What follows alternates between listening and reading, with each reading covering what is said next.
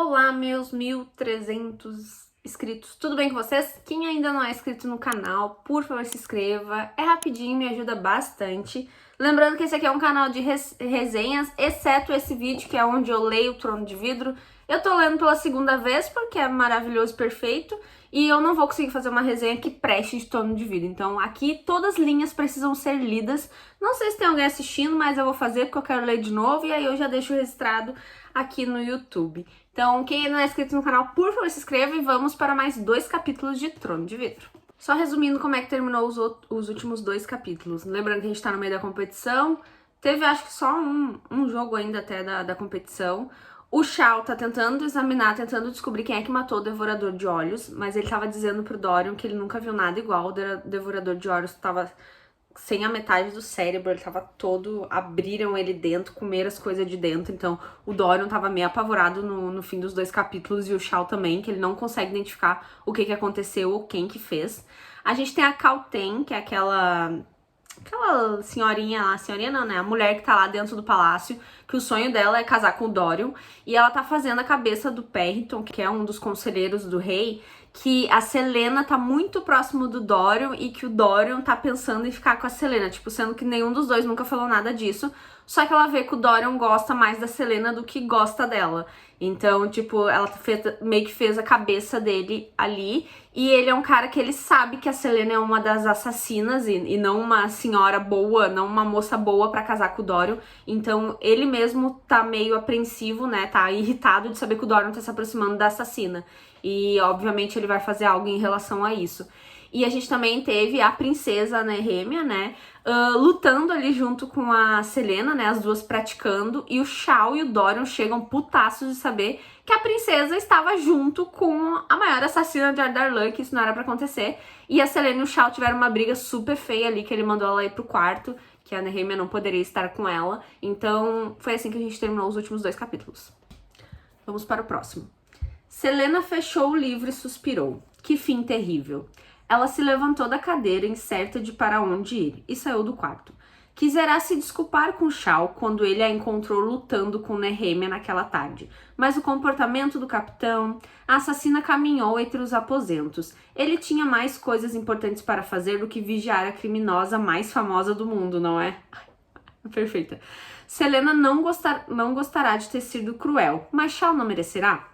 Celaena realmente se fizerá de boba ao mencionar os vômitos, e o chamará de todo tipo de coisa ruim. Será que ele confiava nela ou a odiava? Celaena olhou para as mãos e percebeu que a esfregará com tanta força que estava com os dedos vermelhos. Como passará da prisioneira mais temida de Endover para aquela confusão sentimental? Tinha coisas mais importantes com que se preocupar, como a prova do dia seguinte, e com aquele campeão morto. Já havia alterado as treliças de todas as portas, de modo que rangessem alto caso fossem abertas. Se alguém entrasse em seu quarto, saberia com bastante antecedência, e conseguiria prender algumas agulhas de costuras roubadas em uma barra de sabão para uma lança em miniatura improvisada. Era melhor do que nada, principalmente se esse assassino tivesse um gosto por sangue de campeões. Celaena forçou as mãos na lateral do corpo para afastar a quietude e caminhou para a sala de música e de jogos. Não podia jogar bilhar ou jogar cartas sozinha, mas...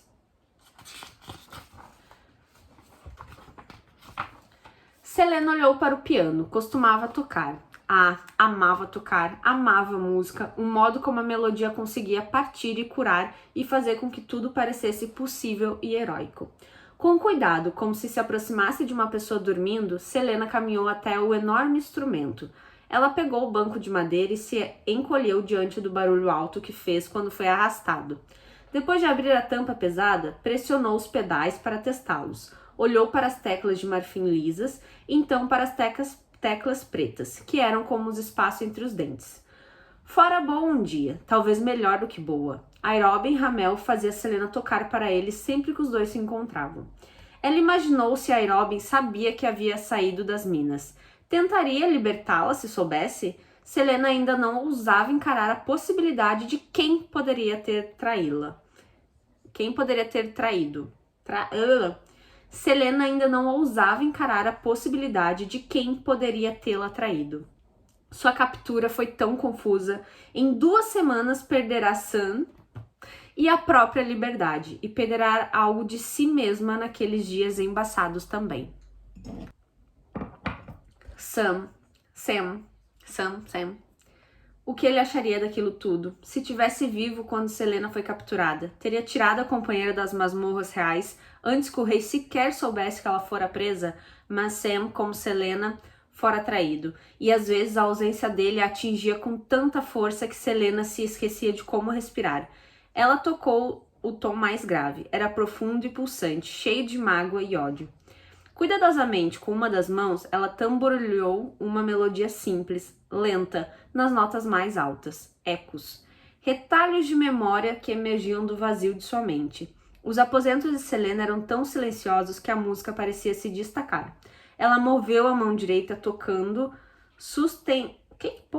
tocando sustenidos e bemóis, não sei o que é isso. Era uma peça que costumava tocar repetidas vezes, até que Aeroben gritava para que tocasse outra coisa. Selena tocou um acorde, então outro, acrescentou algumas notas limpas com a mão direita, pressionou uma vez um dos pedais e prosseguiu o embalo. As notas irrompiam nos dedos de Selena, a princípio cambaleantes, mas então mais confiantes conforme a emoção da música tomava conta.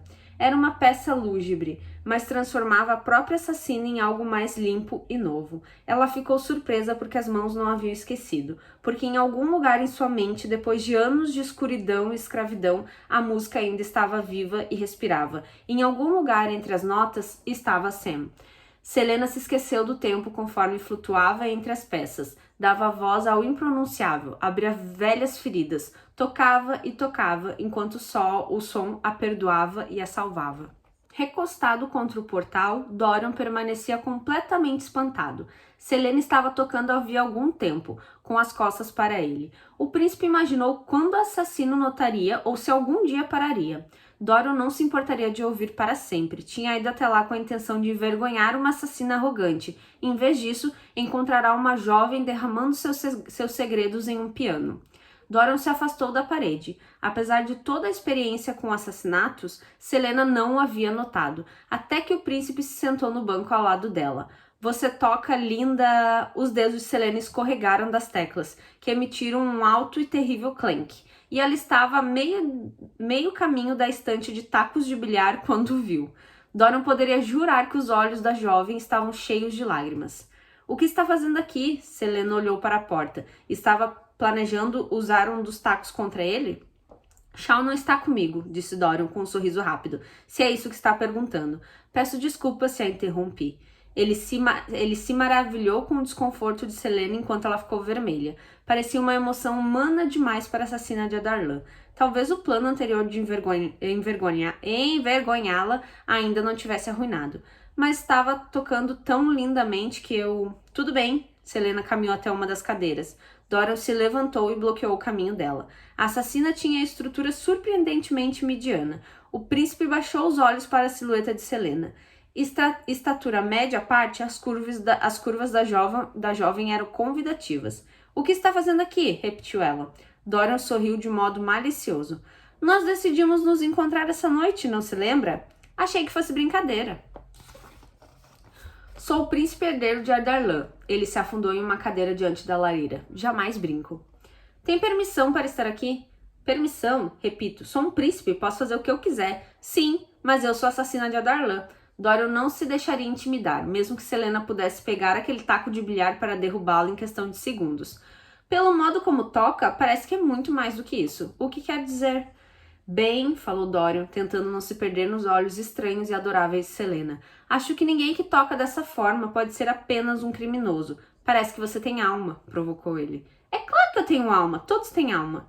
Selena ainda estava vermelha. Ele a deixaria tão desconfortável assim? Dorian lutou contra o sorriso. Aquilo era divertido demais. Gostou dos livros?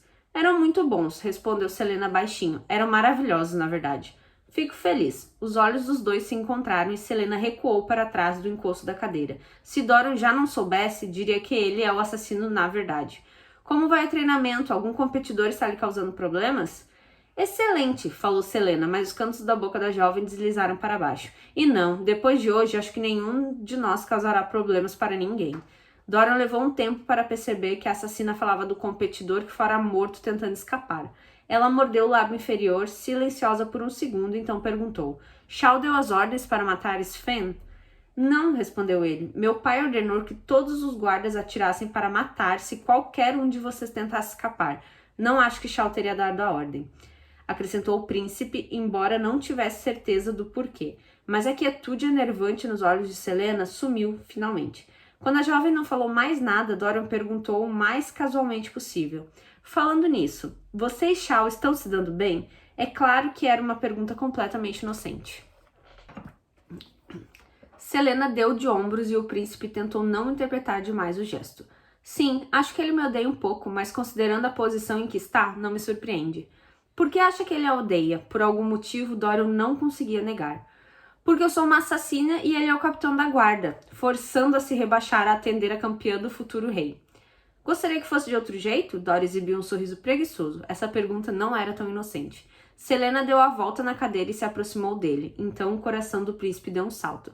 Bem, quem quer ser odiado? Embora eu preferisse ser odiada a ser invisível, mas isso não faz diferença. Ela não foi convincente. Sente-se sozinha? Perguntou Dorian antes que conseguisse se impedir. Sozinha? Selena balançou a cabeça e finalmente, depois de um gesto tão convincente, sentou-se. Dorian lutou contra a vontade de esticar o braço no espaço entre os dois para ver se os cabelos dela eram tão sedosos quanto pareciam. Não, posso sobreviver muito bem sozinha se receber o material apropriado para a leitura.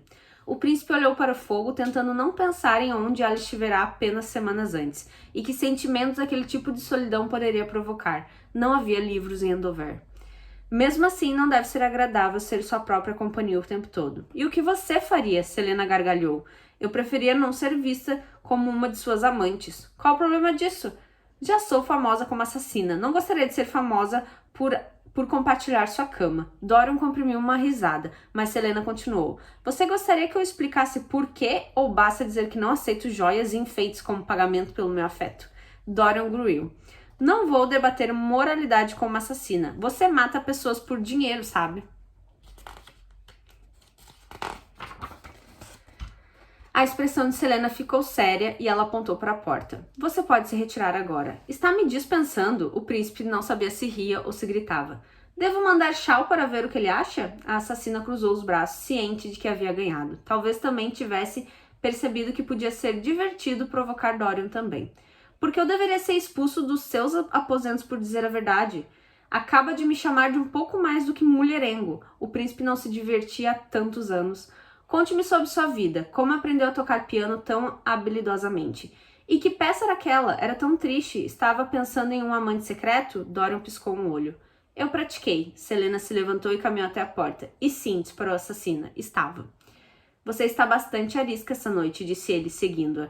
Então parou a 30 centímetros de distância, mas o espaço entre os dois parecia estranhamente íntimo, ainda mais quando Dorian falou, ronronando. Não está nem perto da tagarela desta tarde.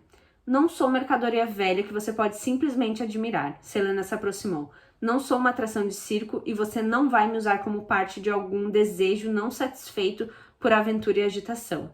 Motivo sem dúvida pelo qual me escolheu para ser sua campeã. Dorian ficou boquiaberto e recuou um passo. O quê? Foi a única coisa que conseguiu dizer. Selena passou por ele e se jogou na poltrona. Pelo menos não estava indo embora. Achou mesmo que eu não perceberia porque veio essa noite? Como alguém que me deu a coroa de um herói para ler, o que sugere que tem a mente fantasiosa e anseia por aventura? Não acho que você seja uma aventura, murmurou Dorian. Ah, o castelo oferece tanta agitação que a presença da assassina de Darlan não é nada incomum. Nada que atraísse um jovem príncipe que passou a vida confinado à corte. E o que sugere essa competição por falar nisso? Já estou à disposição do pai. Não seria a diversão do filho também. Foi a vez de Dorian corar. Será que jamais receberá um sermão daquele tipo de alguém? Dos pais e dos tutores? Talvez, mas certamente não de uma jovem mulher. Não sabe com quem está falando? Meu querido príncipe, disse Selena devagar, verificando as unhas. Está sozinho em meus aposentos. A porta do corredor está muito distante. Posso dizer o que eu quiser. Ele caiu em gargalhadas. Selena se sentou reta e observou, a cabeça inclinada para o lado. As bochechas dela estavam vermelhas, o que deixava os olhos azuis da moça ainda mais brilhantes. Será que sabia o que ele poderia querer ter feito com ela caso não fosse uma assassina? Irei embora, disse o príncipe, enfim, impedindo-se de imaginar se poderia de fato arriscar a ira do pai e de Shao, e o que poderia acontecer se decidisse mandar as consequências para o inferno, mas voltaria em breve. Tenho certeza, respondeu ela com sarcasmo. Boa noite, Sador Chen. Dora olhou ao redor para os aposentos dela e sorriu. Diga-me algo antes que vá. Esse seu amante misterioso não mora no castelo, mora? O príncipe soube exatamente que disserá a coisa errada quando parte da luz desapareceu dos olhos dela. Boa noite, respondeu Selena um pouco fria. Dorian balançou a cabeça. Eu não quis... A assassina apenas gesticulou para que ele fosse, com o rosto virado para o fogo. Ao compreender a dispensa, Dorian caminhou até a porta, cada um de seus passos ecoava pelo agora silencioso quarto. Ele estava quase no portal quando Selena falou com a voz distante. O nome dele era Sen. A jovem ainda encarava o fogo. Era Sen. O que aconteceu? Selena olhou para Dorian com um sorriso triste. Ele morreu. Quando? Disparou o príncipe. Jamais se teria provocado daquela forma, jamais diria uma coisa sequer se soubesse. As palavras de Selena estavam embargadas quando ela respondeu. Há 13 meses. Um brilho de dor passou pelo rosto dela, tão real e tão interminável que Dorian o sentiu dentro de si. Sinto muito, disse ele exalando. Selena deu de ombros, como se isso de alguma forma diminuísse o luto que o príncipe ainda via em seus olhos, que brilhavam tão forte à luz do fogo. Eu também, sussurrou ela, e olhou novamente para o fogo. Ao perceber que ela havia realmente terminado de falar dessa vez, Dorian pigarreou. Boa sorte com a prova amanhã. Selena não disse nada conforme ele saía do quarto. Dorian não conseguia tirar da mente a música de partir o coração da assassina. Mesmo enquanto queimava a lista de damas elegíveis feitas pela rainha, mesmo enquanto lia um livro noite afora, mesmo quando finalmente caiu no sono. Selena pendia da muralha de pedra do castelo. As pernas tremiam e ela enfiou os dedos cobertos de alcatrão e os dedos dos pés nas rachaduras entre os blocos gigantes. Brulho gritou algo para os outros 19 campeões restantes que escalavam a muralha do castelo. Mas a 21 metros do chão, o vento carregava as palavras para longe. Um dos campeões não aparecerá para a prova, nem mesmo os vigias dele sabiam para onde tinham ido. Talvez tivesse de fato conseguido escapar. Arriscar uma fuga parecia melhor do que aquela prova infeliz e idiota. De toda forma, Selena trincou os dentes e impulsionou a mão para cima, elevando-se mais 30 centímetros. A mais de 6 metros de altura e cerca de 9 metros de distância, tremulava o objeto daquela corrida insana, uma bandeira de ouro. A prova era simples. Escalar o castelo até onde a bandeira oscilava, 27 metros no ar, e recuperá-la. O primeiro a pegar a bandeira e levá-la de volta para baixo receberia um tapinha nas costas. O último a alcançar o ponto determinado seria enviado de volta para a sarjeta de onde sairá. Surpreendentemente, ninguém cairá ainda. Talvez porque o caminho até a bandeira fosse relativamente fácil. Varandas, ombreiras de janela e treliças cobriam a maior parte do trajeto. Selena se ergueu mais alguns metros, e os dedos doloridos. Olhar para baixo era sempre uma má ideia. Mesmo que a Robin a tivesse forçado a ficar no beiral de seu forte dos assassinos durante horas para se acostumar com alturas, ela arquejou quando se agarrou a outra ombreira da janela e se impulsionou para cima. A cavidade era profundo bastante para que Selena se agachasse dentro dela e a assassina parou por um momento para estudar os demais competidores. Como esperado, Caim estava na liderança e escolherá o caminho mais fácil em direção à bandeira. Kova e Verin seguiam em seu encalço. Nox estava logo atrás e Pelor, o jovem assassino, não estava muito abaixo dele. Haviam tantos competidores atrás do rapaz que os equipamentos muitas vezes enroscavam-se. Cada um receberá a oportunidade de selecionar um objeto para auxiliar na subida. Cordas, pinos, botas especiais e, previsivelmente, Caim fora direto para a corda. Selena escolherá uma pequena lata de alcatrão e, enquanto se erguia do agachamento na ombreira da janela, as mãos escuras e grudentas e os pés descalços se agarravam com facilidade à muralha de pedra.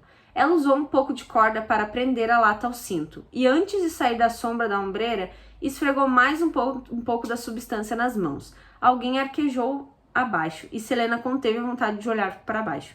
Ela sabia que havia escolhido um caminho mais difícil, mas era melhor do que lutar contra todos os outros competidores que haviam escolhido a rota mais fácil. Selena não descartaria a possibilidade de Kova ou Verin a empurrarem para fora da muralha. As mãos da assassina simularam um movimento de sucção contra a pedra. Selena se impulsou para cima a tempo de ouvir um grito e um estampido e depois um silêncio, seguido pela gritaria dos observadores. Um competidor havia caído e morrido.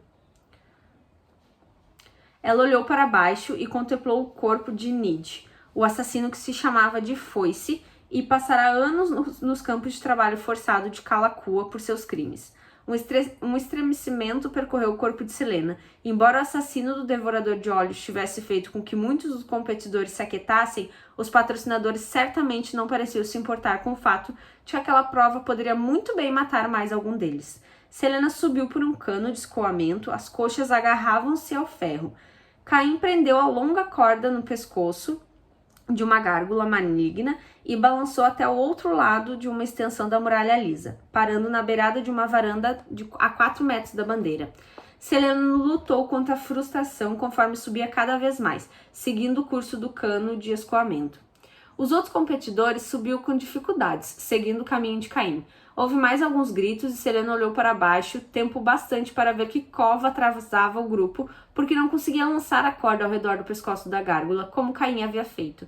Verin cutucou o assassino para o lado e o ultrapassou, prendendo com facilidade a própria corda. Nox, agora atrás de Kova, tentava o mesmo, mas Kova começou a xingá-lo e Nox parou, erguendo a mão em um gesto para tranquilizá-lo. Com um risinho, Selena ajustou os pés sujos sobre a saliência para se estabilizar e manteve o cano no lugar. Ela, em breve, estaria diretamente paralela à bandeira. Então, apenas 9 metros de pedra a separariam do objeto. Selena subiu mais sobre o cano. Os dedos dos pés grudavam ao metal. Cerca de 5 metros abaixo do cano, um mercenário se agarrava aos chifres de uma gárgula conforme tentava prender a corda na cabeça da estátua. Ele parecia ter escolhido a rota mais rápida entre um aglomerado de gárgulas. Então, o homem precisaria se balançar até a plataforma a 5 metros de distância antes de chegar às demais gárgulas, nas quais Kova e Nox agora discutiam. Selena não corria o perigo de o homem tentar escalar o cano de escoamento para incomodá-la. Centímetro após centímetro ela subiu. O vento lançava seus cabelos para o lado, depois para o outro. Então a assassina viu Nox gritar e olhou a tempo de ver Kova empurrá-lo da retrância sob as costas da gárgula. Nox oscilou bastante. A corda estava amarrada em seu tronco, se repuxou quando o competidor colidiu contra a muralha do castelo abaixo. Selena congelou e tomou fôlego quando Nox raspou as mãos e os pés contra a pedra para se agarrar. Mas Kova ainda não havia terminado. Ele se inclinou, disfarçando ajustar a bota, e Selena viu uma pequena adaga reluzir ao sol. Como havia conseguido esconder uma arma dos vigias, era um feito. O grito de aviso de Selena foi carregado pelo vento, enquanto Kova começou a cortar a corda de Nox a partir do pescoço da gárgula. Nenhum dos outros campeões próximos se incomodou em fazer alguma coisa, embora Pelor tenha parado por um momento antes de desviar de Kova. Se Nox morresse, seria um competidor a menos, e se interferissem, poderia custar-lhe a prova. Selena sabia que deveria continuar em frente, mas algo a mantinha presa onde estava. Nox não conseguia encontrar um apoio na muralha de pedra e sem uma ombreira ou uma gárgula próxima onde se segurar, não tinha nada para onde ir senão para baixo. Depois que a corda se partisse, ele cairia. Uma a um, os fios da corda se partiram sob a adaga de Kova, e Nox, ao sentir as vibrações, ergueu o rosto para o assassino, horrorizado. Se caísse, não teria chance de sobreviver. Mais alguns cortes da lâmina de Kova e a corda seria completamente partida. A corda rangeu. Selena se mexeu. Ela desceu pelo cano de escoamento, a carne dos pés e das mãos se rasgou conforme o metal cortava sua pele, mas a assassina não se permitia pensar na dor. O mercenário na gárgula abaixo teve tempo apenas para inclinar contra a muralha quando Selena se chocou contra a cabeça da criatura, agarrando-se ao chifre para se equilibrar. O mercenário já amarrara uma das pontas da corda de escalada ao redor do pescoço da gárgula. Selena pegou e amarrou a outra ponta na própria cintura. A corda era longa o bastante e forte o bastante, e as 4 gárgulas agachadas ao lado daquela na qual a assassina estava presa forneciam espaço bastante para correr. Toque nessa corda e eu estriparei, avisou ela ao mercenário. Então se preparou. Knox gritou para a cova e Selena ousou olhar para o local no qual o ladrão pendia. Ouvi-se um estalo agudo de corda se partindo e o grito de medo e ódio de Knox. Então Selena disparou, correndo sobre as costas de 4 gárgulas antes de se lançar no vazio. O vento a cortava, mas Selena manteve a concentração em Knox, que caía tão rápido e tão longe das mãos esticadas da assassina. As pessoas gritavam abaixo, e a luz refletida no castelo de vidro cegava, mas lá estava ele, à distância de apenas um palmo dos dedos de Selena, nos olhos cinzentos e arregalados, os braços agitados como se pudesse se transformar em asas. Em um piscar de olhos, os braços da assassina envolveram o tronco de Knox, e ela se chocou contra ele com tanta força que perdeu o fôlego. Juntos, os dois mergulharam como uma pedra, para baixo, bem abaixo, na direção do chão que parecia se erguer. Knox agarrou a corda, mas nem mesmo isso foi suficiente para amenizar o impacto ofuscante no torso de Selena quando a corda se esticou. Ela se agarrou ao ladrão com cada gota de força que tinha, obrigando os braços a não soltarem. A corda os lançou em curva em direção à muralha. Selena mal conseguia ter a reação de inclinar a cabeça para longe das pedras que se aproximavam, e o impacto irrompeu na lateral de seus corpos e seus ombros. Ela ainda se agarrava com força a Knox, concentrando-se nos braços, na respiração forte demais. Os dois ficaram pendurados ali, chapados contra a muralha, recuperando o fôlego enquanto olhava para o chão. 9 metros abaixo, a corda os aguentou.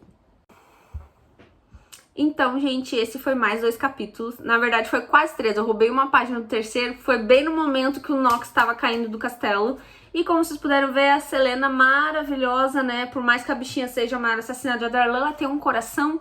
E ela tentou salvar o Knox ali, que foi o único dos campeões ali que não foi mal com ela. E que eles estão conversando durante os treinos, durante toda a competição. Então, o Kova, um dos campeões bem filha da puta, conseguiu levar uma faca e tentou cortar, tentou não, né, cortou a corda do Knox, e o Knox ia cair, ia morrer, e a Selena, querendo ou não, nos próximos capítulos a gente vai ver, ela sacrificou a competição dela, né, porque ela tava quase próximo da bandeira, agora ela tá muito próximo do chão, mas ela salvou o Knox, então agora os dois precisam correr. E é isso, a gente vai ver nos 2 próximos capítulos. É isso, gente, espero que vocês tenham gostado e até a próxima.